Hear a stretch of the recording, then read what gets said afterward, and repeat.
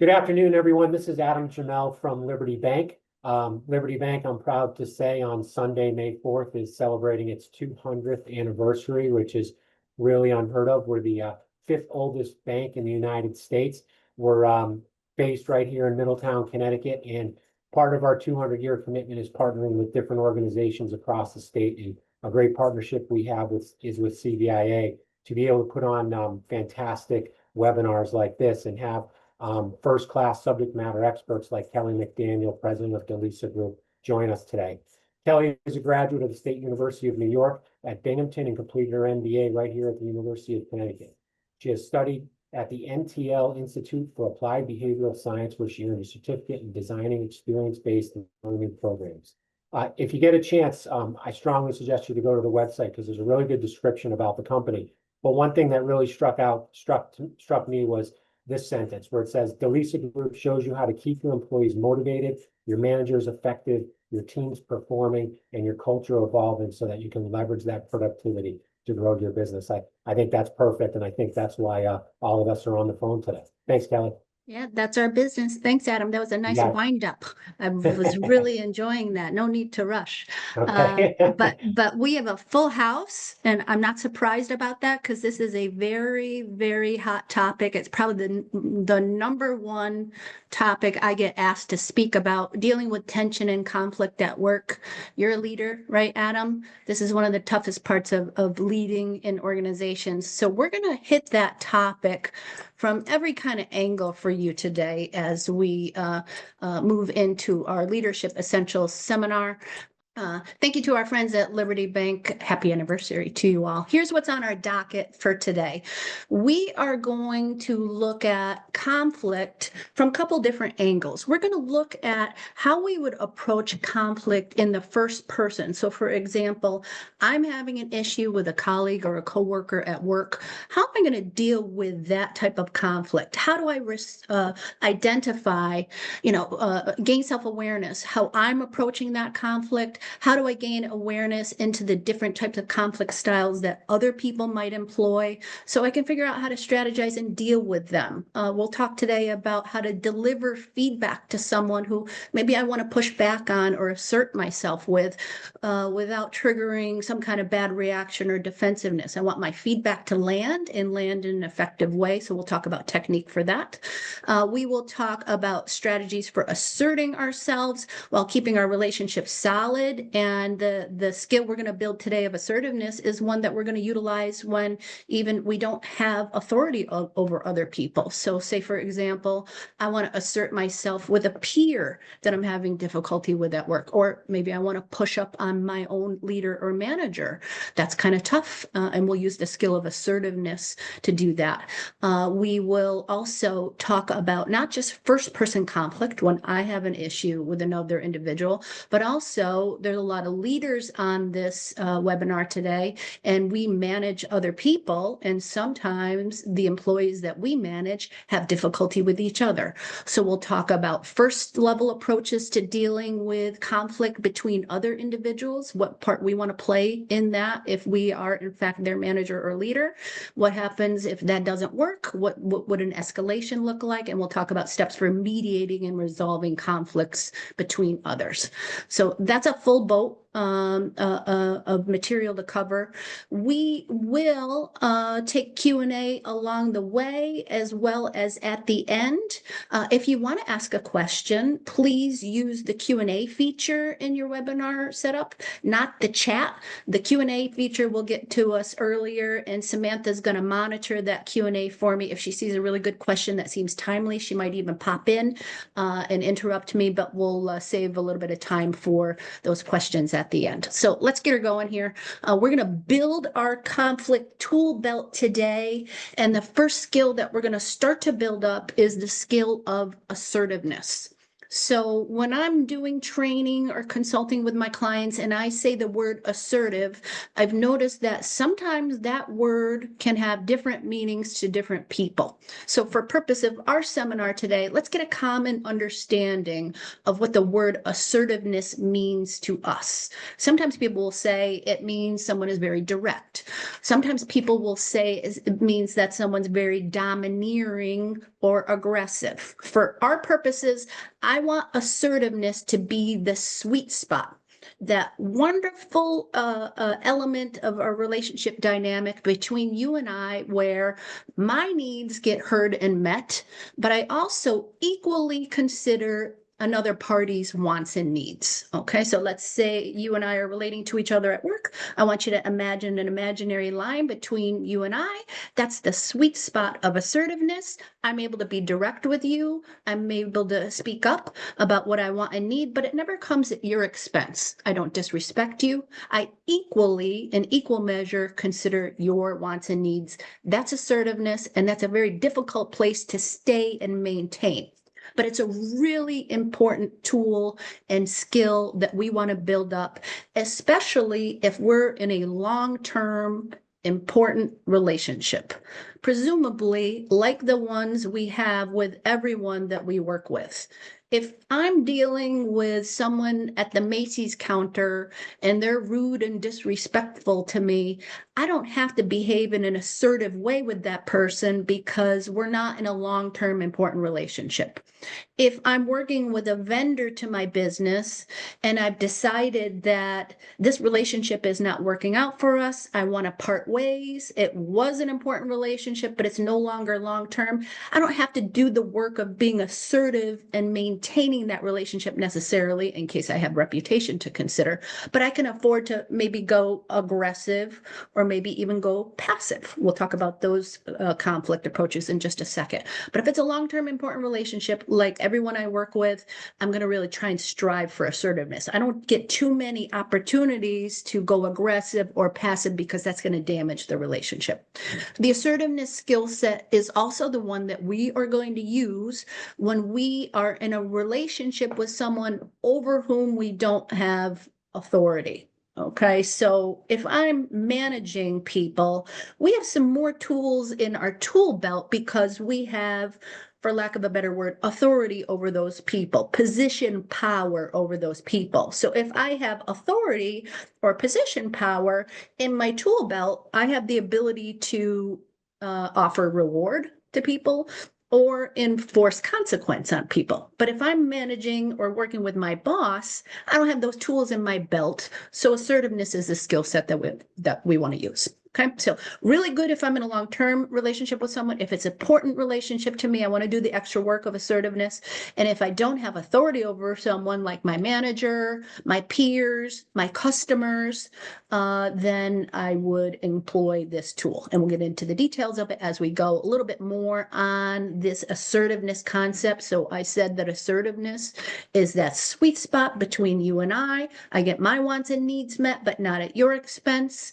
Okay. Now, if I push that line in, if, for example, I want to get aggressive with you, then that is pushing the line in. I get my wants and needs met at your expense, or maybe I don't even consider your wants and needs. Maybe I become disrespectful to you.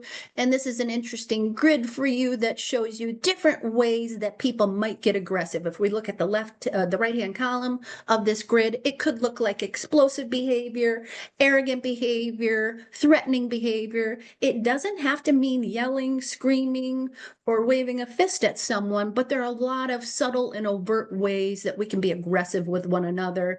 If you've worked in a business environment for a while, you may have seen splashes of this, if not consistent aggressive behavior. Okay, so that's a choice we can make, but I have to understand if it's a long-term important relationship, that's going to take a chunk out of the relationship. Okay, now the corollary to that, if I push that line in on you, I get aggressive with you and you allow it, then you are said to be being the opposite of aggressive or passive. Okay. And on the left-hand column here in the passive side, the sort of too nice column, this is where you might hold things in. You might deny things. Maybe you feel guilty because you didn't stand up for yourself.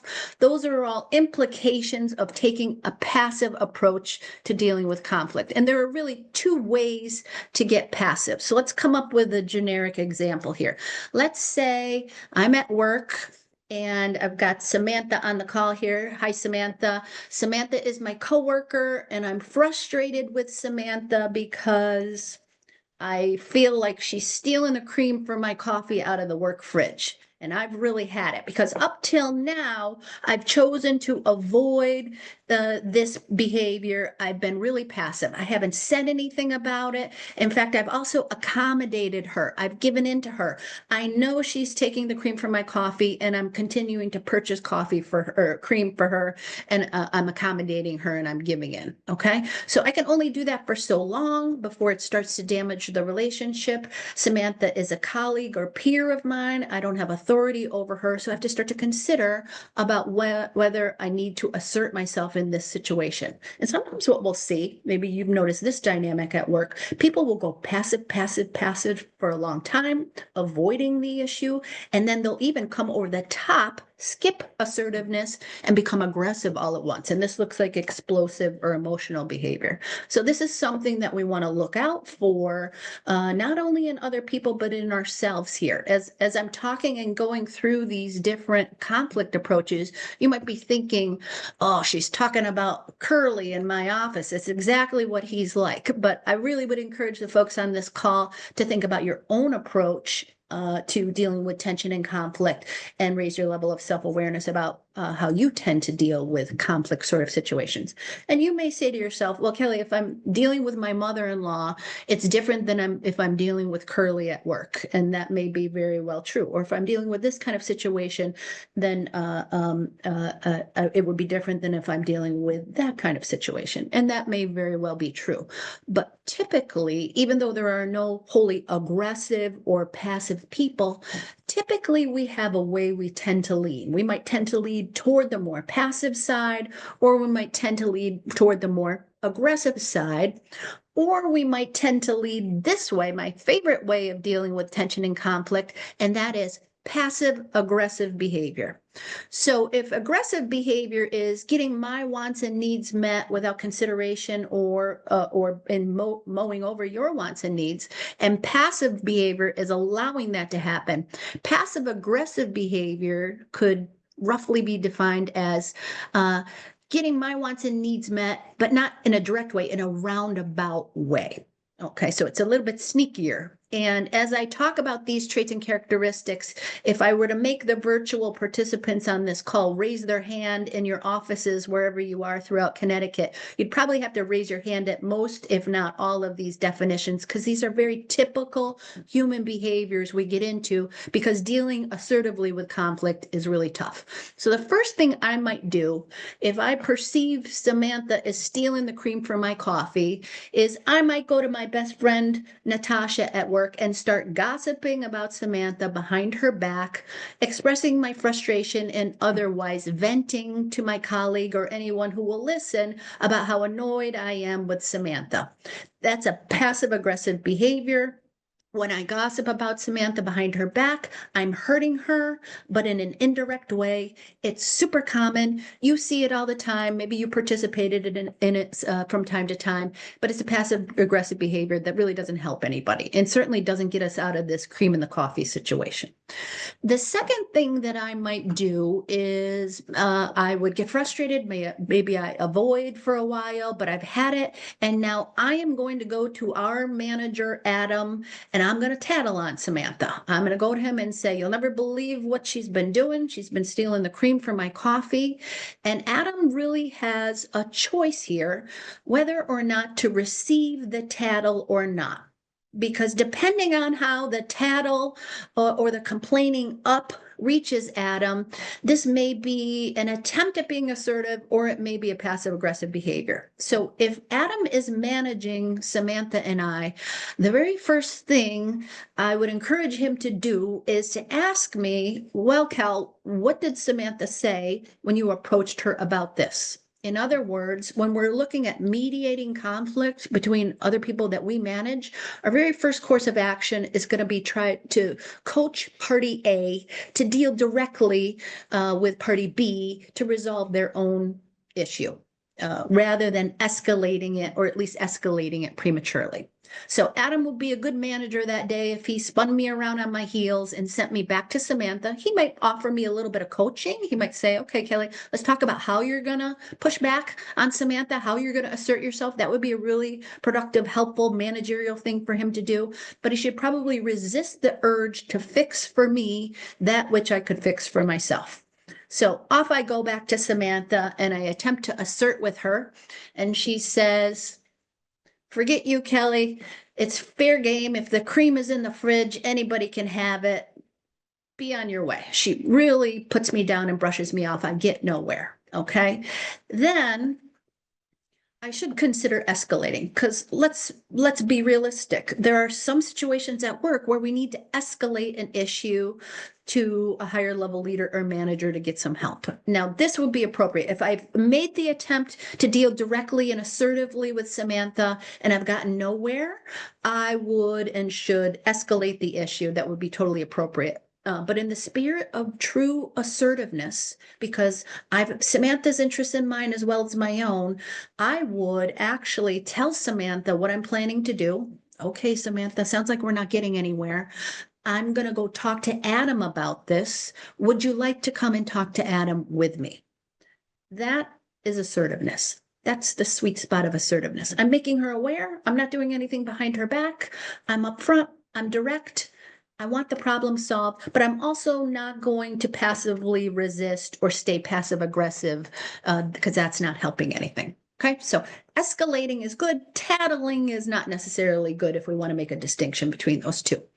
The third passive aggressive behavior that we see all the time at work, and you're going to notice it a lot now too, is that we tend to sabotage people that we are frustrated with instead of get assertive or direct with them. So sabotaging could take many forms. In our cream in the coffee example, I could mess with the cream, put something offensive in it, and laugh as Samantha takes a swig, okay?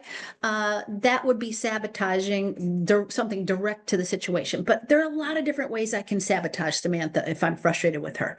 Maybe I slow down in responding to her emails. Maybe I throw her under the bus in the next team meeting that we attend. There are a lot of different ways we humans can get back at each other if we're frustrated with one another, and that's all in the realm of sabotage, okay? Another thing that we do, and different work environments have different cultures. Some are very highly attuned to sarcasm, and other cultures really don't go there as often.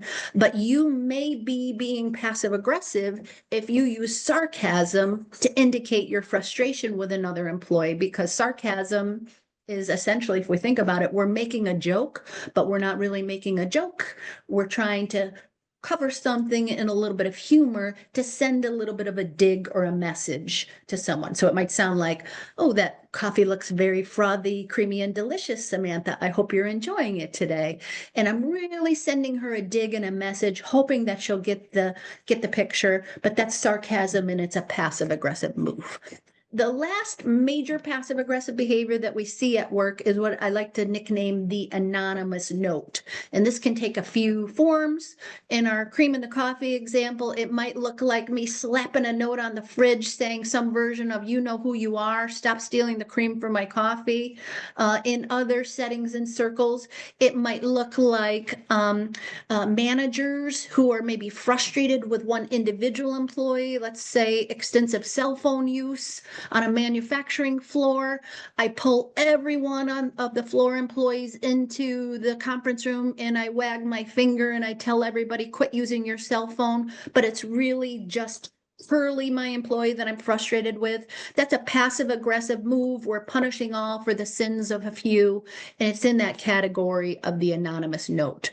So we hang here for a minute to recognize all these behaviors. They're very common, but they're altogether non-productive, and they're really not going to help us deal effectively and assertively with the conflict we're having. And it's certainly not going to get me back buying my own cream for my coffee and not sharing it. Hi, Samantha. How you doing? I'm really I'm picking on you there. It's Uh, all right. I do love cream in my coffee, so I'm totally okay with this analogy. I just want to let you know we have a question in the chat. Matt is from Greaves, and he is saying he falls into the category of conflict avoider. He is wondering if there are some easy ways to practice assertive management behavior while also building out the internal accountability framework. Hi, Matt from Greaves. I think I know Matt from Greaves, and it's really nice to talk to him through the Q&A.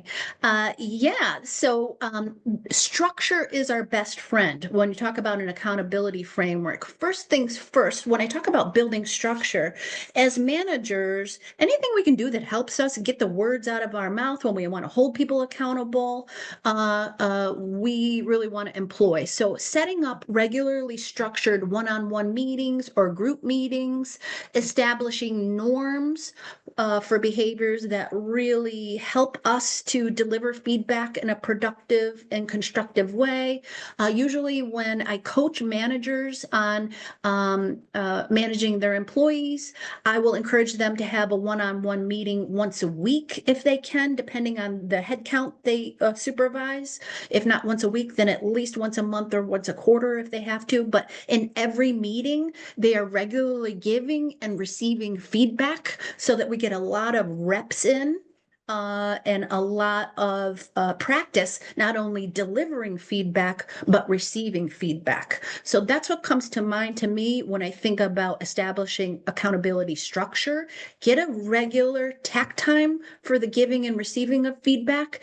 And that's really good because it gets our muscles strong in these areas, but it also helps us hit problems early before I'm really, really tense and frustrated, before it's been avoided for so long that I'm about to blow.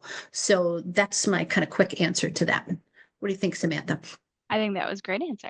We do have one more question at the moment for this section. This is from Dan. He wants to know, how do you manage when two staff or even more have a vague encountering with he said, she said complaints against each other? And an added layer, the manager avoids corrective action out of fear of turnover / lack of coverage. Man, that's a good double barrel. The first question I'm going to defer, Dan, until we get a few sides down when we're talking about mediating conflict for between other individuals. The next one is almost like an entirely other CBIA Leadership Essentials program, and that is structuring performance-related conversations and progressive discipline. But also it could be managing up. If my organization is not supporting me well enough, let's say I need more help from an understaffed human resources function to be able to bring good talent in so that I can feel confident managing people out. That would be maybe an area where I need to assert myself and get my needs met. But it's not a good long-term circumstance to allow yourself to be in a situation as a manager where I feel like I have to put up with under or non-performance because I can't do any better. What I tell managers in those situations is you always have to try to do something better, which means we are still going to coach the employee for improved performance, and we may need to push back and get more resources in the forms of access to better talent so that I feel like I can afford to do that turnover. But I could give a very long answer to that one. Really good, juicy question, Dan. I'm tempted, but I'm going to keep going to my feedback slide. All right, so let's talk about a really key building block of assertiveness, coaching people for improved performance, pushing back on my husband. It all starts with the skill of giving feedback. Okay. And the technique I want to talk to you about today for giving feedback is what we call behavior description. It's a concept that's been around for a while. We can nickname it describe and ask. And let me tell you what we want to do when we're going to give someone feedback to improve its ability to land. So there's a lot of things that could go wrong when I give somebody feedback. Okay. I could get into an argument with them. They could receive it very defensively. There could be emotional behavior, and all of these things. I could perceive that my employee is going to get upset and frustrated, and then I can't hire anybody in their place. All of these things are going to make me want to shy away from giving feedback, but we really owe other people really good feedback. And so this technique will will help us deliver it in the most effective way possible. And I'm not here to tell people on this call that everything we talk about here today is going to work like a charm. It's not going to work like a charm every time. What we're trying to do is improve our effectiveness and improve our odds of being able to effectively deliver and receive feedback. So if I want to give somebody feedback, the first thing I want to be considerate of is my tone. If I come hot with Samantha, accusing her and wagging my finger about the cream in the coffee, she is going to receive that very defensively. Take it to the bank, take it to Liberty Bank. She's going to receive that defensively. So I have to be very careful with my tone. The first time I'm talking with someone about something, I want to approach in a spirit of pure curiosity. This is the mood. Don't do this. People will think you're odd, but this is the mood. I want to approach Samantha with the full benefit of the doubt. Even though I think I know she's been stealing my cream, I'm going to give her the benefit of the doubt, and I'm going to work hard to approach her curiously. My curious tone will do well to have her reduce her defensiveness. And by the way, if I approach curiously and open-mindedly, I may learn something I don't know about why Samantha has been taking my cream. Okay, so sometimes when we approach curiously and open-mindedly, we realize we're wrong. So curious is the tone. When I deliver my feedback, I am going to comment on observable behavior if I can. Okay, so I'm not going to go into Samantha and go, I heard you've been stealing my cream. I'm going to get into a position to observe it and say, I noticed this, this, and this. I noticed that when you were,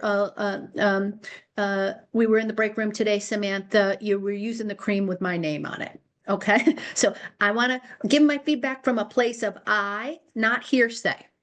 Now, sometimes all you have is hearsay. Dan wants to know, what are we going to do with he said, she said behavior? Okay, if I have one employee complaining about another employee, the first thing I'm probably going to do is get into a position to observe it myself, so that when I deliver feedback to one or both, I can do it from a place of, hey, I've noticed this, or I saw that. So this is how we're going to keep ourselves honest on the observable behavior front. Always my feedback should start with the phrase, I noticed or I saw. So I'm comboing it with this. I'm curious. Hey, Samantha, I noticed when I was in the break room today, you were using the cream with my name on it. Okay. The third thing we're going to do is describe what we saw using unarguable facts. Can Samantha argue that I saw her using the cream with my name on it? Well, she can try to, but she's not going to get very far. So I really got to think about what's my unarguable data here. And in that vein, I'm not going to label people. I'm not going to judge people. I'm not going to say, boy, Samantha, you sure are full of yourself. You think you can help yourself to anyone's cream. Those are all judgments and accusations. I don't know those things for fact. I could be right, but I don't know those things for fact. And so I'm not going to go there. I'm simply going to state my observation with a tone of pure curiosity. And I'm going to follow up with a question to engage the other party in the spirit of pure curiosity. And then I'm going to do what people, especially managers, are really lousy at. And that is zip it. Just listen to the response. So it sounds like, hey, Samantha, I noticed something. You were using the cream with my name on. What caused you to do that? Some version of that. Trying to be curious. And this is going to make me have to choke back that frustration that I have with her. But it's much more likely to go well if I present my feedback that way, in an open-minded spirit. Now, as I said, there's still ways this could go wrong. Samantha can still get defensive, and she might get defensive all day long with me. So let's look at the greatest hits for ways that we human beings deal with the, receiving feedback when we're getting defensive. Okay, so let's say Samantha says, well, Kelly, I had no choice. I'm super thirsty. I have some kind of medical condition, or whatever it may be. She gives me some version of rationalizing, justifying, or excuse making. Okay, that could happen, right, Samantha? I know not with you. This is obviously a very figurative example, but this is probably one of the number one places we human beings go. We rationalize or justify our behavior. The second thing we do that is a defense mechanism is we gaslight. And I'm here to tell you, don't tell my husband, but I'm Kelly and I'm a gaslighter. This is my number one thing. If you tell me something I don't want to hear, I'll make you feel like you're crazy or you're being dramatic. Okay. So gaslighting is a defense mechanism. It's a human response. It may be yours. This is one of mine. The next one. Oh, by the way, as I go through this list, please self-reflect and think about where your defense mechanisms may be. The third thing we might do is focus on intentions. If you have someone in your life that's a, well, I'm sorry you took it that way kind of person, that's a defense mechanism. This person wants us to see that because they didn't mean it, then we should let them off the hook. That's focusing on intentions defense mechanism. The next one, maybe you're a long text message writer when you're in a tense situation, or a long email writer, which is over explaining. This is rationalizing and justifying on steroids. It's a defense mechanism. Sometimes people feel like they have to over explain themselves to defend themselves. The next one, super common. Well, if Adam hadn't have done this, then Samantha wouldn't have had to steal the cream. And we point the finger at other individuals, and sometimes the finger points right back to the feedback provider. The next one, psychoanalyzing. I do this one too. If you tell me something I don't want to hear, I'll get in your head and I'll think up some rationalization. Well, she must be jealous of me. This one's insecure. That's a defense mechanism, a place we go because we're feeling defensive. So we'll psychoanalyze the other party and make up that be the reason why they're giving us feedback. The next one is beating yourself up. Maybe you or other people that you work with, you can see this behavior in them. They kind of give up.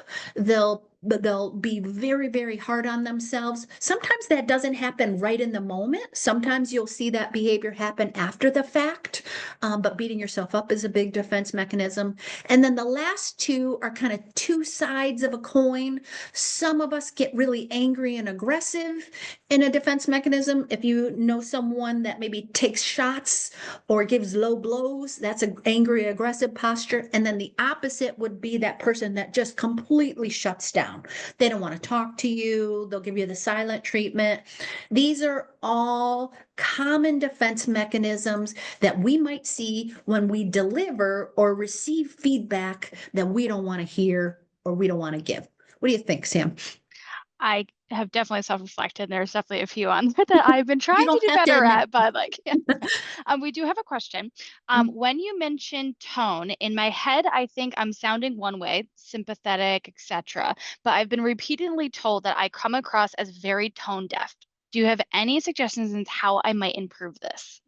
This is hard. Okay. So when I get assigned a coachee or somebody tells me they want to get better at something, one of my first questions is, are you aware of when you're doing insert behavior that's not landing well? So self-awareness, it's a great question. It's a really smart, you're very self-aware to ask that question, actually. This is a key thing, but it's a hard thing to build. So the antidote to lack of self-awareness is heavy feedback. So what I would suggest you do is seek heavy feedback from people, people who you can trust and people who will give it to you straight. Now, you may, if you're leading other people, you may want to try and lean on your employees for this. That may be a heavy lift for employees to give you that kind of feedback. So get a buddy at work, maybe somebody at the colleague level. And I'm not against having somebody develop maybe a fun real-time signal for you, like, hey, Mary Jane, when we're in a meeting, if you see me doing that tone deaf thing, tug your ear 3 times so that I get real-time, frequent feedback to raise my level of self-awareness. That's my quick answer on that one. Great question, though. Very insightful. Let's talk about, we were talking about the different defense mechanisms that we employ. So let's talk about how to get around them. Okay, well, if I see defensiveness rising up in other people, so I've confronted Samantha, I'm asserting myself, and I see her get really gaslighty, for example. First thing I want to do is just notice it, okay? I want to build up the ability to go, oh, wow, looks like that feedback I just gave Sam didn't land. She's being defensive. That's okay. She's human. I'll give her a second. I'm human too. I gaslight too. So maybe you get this script going in your head. Why is this helpful? It helps you depersonalize it. It's not about you. Samantha's probably, maybe she's mad at herself. There I go psychoanalyzing again. But you can depersonalize it and not jump into the fray if you recognize, oh, this human being in front of me is feeling defensive. I get it. That's a human response. Okay. The second thing you can do is lean in. Okay, so Dan, if one of your employees starts complaining about the other employee, this is a deflection tool. Sometimes you'll be talking to an employee, trying to give them feedback, and they come back and they go, well, why are you picking on me? Why don't you pick on Curly? He's twice as bad as I am. Okay, that's a defense mechanism. He's trying to deflect and push back. Okay, I might lean into that. I might even say, oh yeah, tell me about Curly. I'll go there for 10 seconds and then I'll look for my transition phase to say, okay, fair enough on him, but let's get back to you. So whatever defense mechanism you be seeing, lean into a little bit. I mean, you don't have to lean into aggressive behavior or subject yourself to abusive behavior, but you can just notice that and try and engage the person a little bit further. Paraphrase them, summarize them, empathize with them. Sounds like that would be tough, right? So just listen, employ really good listening skills when you see someone be defensive. And if all else fails, call it and allow the other party a little bit of processing time. I don't know about you, but sometimes when I hear things I don't want to hear, I don't take it very well at first. But if I have a chance to kind of go away, process, sleep on it, I'm much more mature and able to deal with it professionally if I have a little bit of processing time. So if you're giving feedback to someone else and it doesn't look like it's going well, give them an out. Maybe say, gotta go, got a meeting to run to, but can we pick this up later, Samantha, and just finish up our conversation with the hope that give her a little processing time, let her be human, and then maybe when she comes back, it'll go a little bit better. So that's when you see it in other people. If you see it in yourself, recognize it. I'll say to myself, Kelly, you're about to gaslight. Don't do that and tamp it down. Resist the urge. Okay, lean into the feedback. Samantha's now giving me feedback. I'm going to say, oh, interesting. Tell me more. Okay. Now, I don't have to agree with the feedback that Sam is providing me, but it is my obligation to explore it and thoroughly understand it. Okay, and thoroughly understand it to the point where I can kind of paraphrase. So Samantha, how did the Leadership Essentials seminar go for you? Well, Kelly, I thought it was pretty good, but you talk a little too fast. Oh, really? Tell me more. Was it at the beginning? Was it at the end? Was it all the way through? So what you're saying is it was pretty consistent that I talked too fast through the seminar. These are ways I lean in, I seek more information to the point where I can paraphrase and summarize what I've heard. Okay. Then once I've thoroughly understood the other party, I can agree to disagree. And I might say to her, I don't happen to agree, but I promise to think about what you said. And I should do exactly that. I might have to take my own processing time. Maybe my initial reaction is not how I would feel if I slept on it a little bit. Maybe she's given me something to think about, and I should promise and execute on the promise to go back and think about the feedback that I've received. And let's say I still don't agree with it. Well, maybe I'm going to go and seek more feedback from other people. So this is how we're going to deal with defensiveness. I myself find this concept very helpful in both my professional life and my personal life. Just understanding the different defense mechanisms that we employ can be really helpful. Okay, so we've really walked up to this. We really want to assert ourselves now. I'm ready to push back on Samantha. I know how to start the conversation. I'm going to be curious. I'm going to present statements of unarguable fact. I'm going to be observational with my feedback. She tells me, Kelly, get lost, but that's not resolved the problem. I really have to assert myself with Samantha. So I am showing for you on the screen a 5-step script that we can use to assert ourselves when our needs are not getting met, where we previously either been going aggressive in a situation, or we've been going passive, or we've been resorting to passive aggressive behavior, and it's a long-term important relationship. So I've got to assert myself now. So here's what it looks like.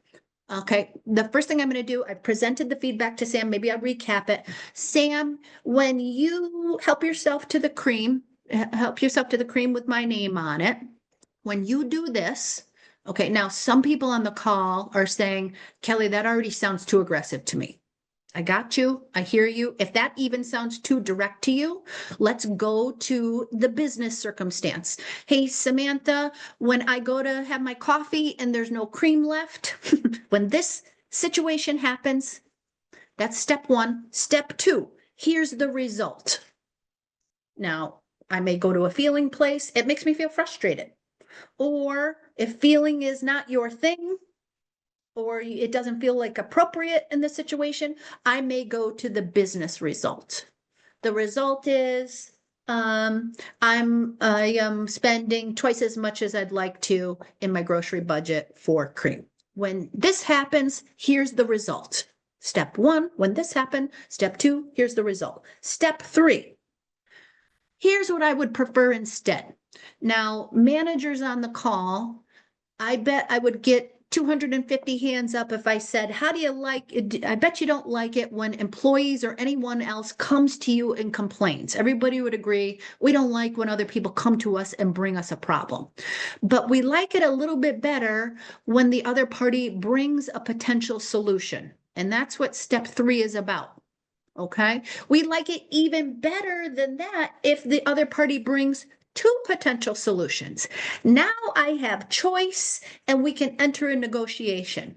So by the way, when you're pushing back on someone, offer one or two potential solutions. Reason being, it will give us the highest chance to at least enter a negotiation with someone. It becomes very hard for the other party to shoot you down twice. Okay. And if I offer a potential solution, we don't get what we don't ask for. I have a higher chance of getting what I want if I pose it to the other party. So step three is all about that. So step one, hey, Sam, when you take the cream in my coffee, I'm feeling frustrated and my grocery bill's too high. Here's what I would ask. Let's switch on and off. I'll take the first and third months of the weeks of the month, and I'll buy the cream and you alternate on weeks 2 and 4, or let's stick to our own. I'll buy my own, use my own, you buy your own, use your own. That's my suggested solutions. Step 4, because we're asserting ourselves here. It's not just about what Kelly wants. I also have to consider what Samantha wants. So it sounds like this. If you go with either one of those, we're all good. I get my cream. I'm not going to be breathing down your neck. We're not going to have to go to Adam's office and talk about our tension. I have to think about what's in it for Samantha if she agrees to what I'm asking for. This is me pushing to put myself in her shoes, empathize with her, and reach that point of assertiveness so I can consider that her needs are getting met as well as mine. And then the last step is the old salesperson close. What do you say, Samantha? Will you do what I'm asking? We're going to try and get her to say yes or contract to new behaviors. When a human being says yes to something, they're much more likely to follow through on it. So that's our 5-step script. Other party, when you do this, here's the result. I'm asking for this instead, this or that. If you do what I'm asking, here's the upside for you. If you don't do what I'm asking, here's the downside for you. What do you say? Will you do what I'm asking? And we can start to apply this assertiveness script to our situations at work. Okay, so let's say your leader gives you too much work to do, too many projects in too short of a time period. Okay, we might understand why the manager is doing that, but if there's going to cause a business problem, we may have to push back on that. Hey, leader, when you give me 3 projects due third quarter, here's the downside. The likelihood that they're all going to get done of high quality is really low, and it's causing stress and burnout in my employee population. That's step 2. When you do this, here's the business result. Here's what I'm asking for instead. Cut it down from 3 projects to 2, or extend the deadline period. Give us until October. Step 4, what's in it for the manager if they do what I'm asking? If you do what I'm asking, you don't have to worry about quality. We will reduce this turnover problem that's happening. These are all the things that are good for you if you do what I'm asking. And then the last step, what do you say, manager? Will you back off on the timeline or cut down on the number of priorities? Okay, so This is the script we use. I don't have authority over my manager. I'm pushing up. But my assertiveness script is going to give me the best chance of success. Similarly, let's say I have a peer in another area. Their work is slow. It's causing me a lot of headaches. I might have to push back on them. I think about what do I really want them to change and why should they want to change? Then I present my feedback and my assertiveness script. A customer is yelling at me. I don't have authority over the customer. I don't want the customer to be upset, but I can't take this abuse and it's slowing us down every time they interrupt me to demand a response. So I may have to use my assertiveness script.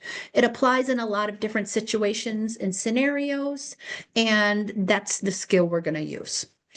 Let's go to a few slides on mediating conflict between other people, and then we'll have a few minutes for any last Q&A that we've got. Dan and I want to talk about conflict between other people. We already talked about what I'm going to do. If someone comes to me with a tattle, my first response is going to be to coach them instead of fix. So if someone comes to Adam, our boss, and complains about cream in the coffee, he's going to spin me around and send me back to work it out myself and help me with my desk script. He might go and say, okay, Kelly, what would your desk script be here? Let's talk about how you're going to push back on Samantha. Okay, let's say that doesn't work. Dan and I have been around the block. We know that that might not always work. The conflict is escalating. Employees are complaining about each other. Well, if everybody is complaining about one employee, then that's a management issue. I need to get myself in a position to observe it. And then I probably need to give that one employee some feedback and coaching. That's a different situation. But let's say we have two employees that just have a history of bickering and not getting along. I've tried to coach them to work it out with one another. It won't work. So we may have to escalate to mediation. Mediation is a skill we're going to use when there's two other people that we have some level of responsibility over who are not getting along. Okay. And this is a really interesting question. A lot of times managers take it upon themselves to mediate conflicts directly with two employees. And I usually actually push against that. And if we were in a regular training session, I'd ask you to pipe in about why, but there's a couple of reasons why. First of all, it becomes very difficult to truly mediate. Because when two employees are coming to us asking to help them work out their conflict, they're really not asking for mediation. They're asking for us to arbitrate, meaning pick me, don't pick Samantha. And that becomes a sticky, ineffective situation. So it's really difficult for the manager to ride the line of true mediation, which is pure objectivity. Plus, sometimes employees have to have a good fight, for lack of a better word. I don't mean fight, but I mean air things out. And sometimes in that airing out experience, they say things that the manager doesn't necessarily productively need to hear. And so we might work hard to find someone else who can mediate the conflict.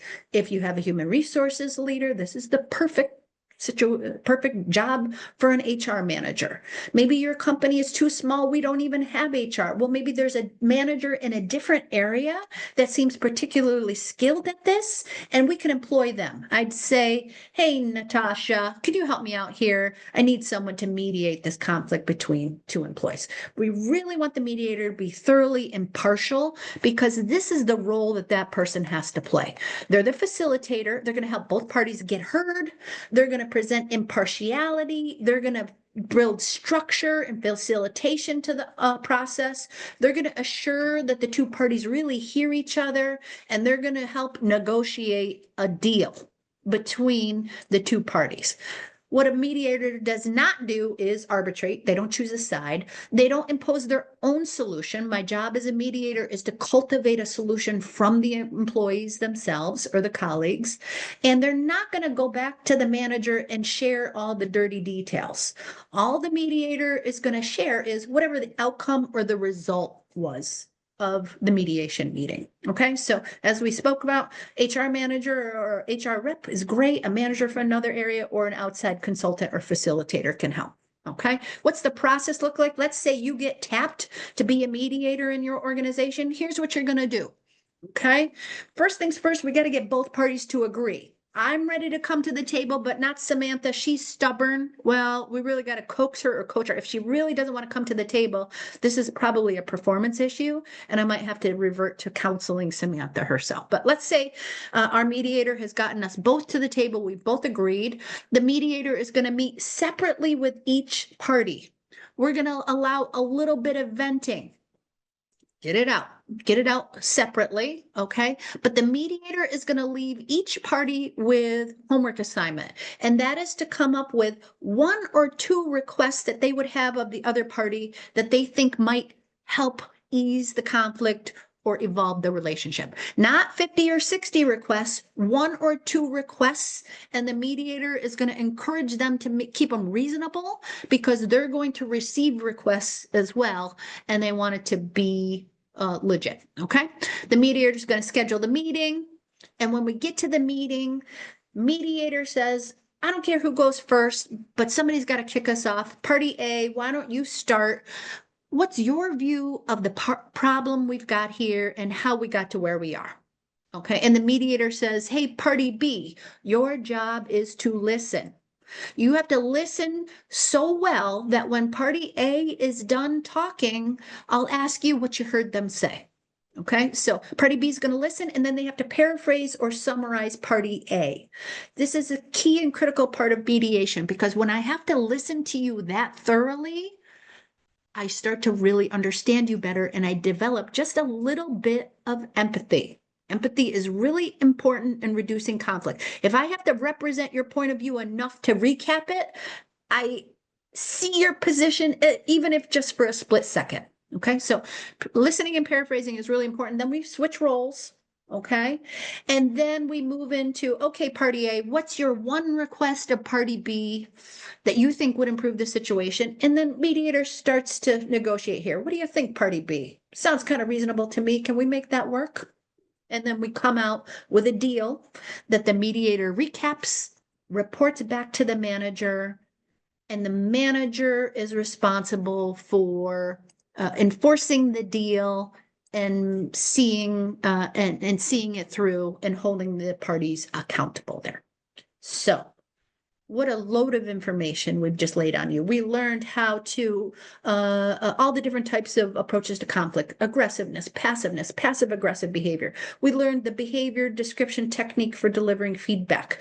We learned how people are going to receive our feedback defensively and anticipate it. We learned how to deal with that defensiveness when we see it in other people and when we experience it ourselves.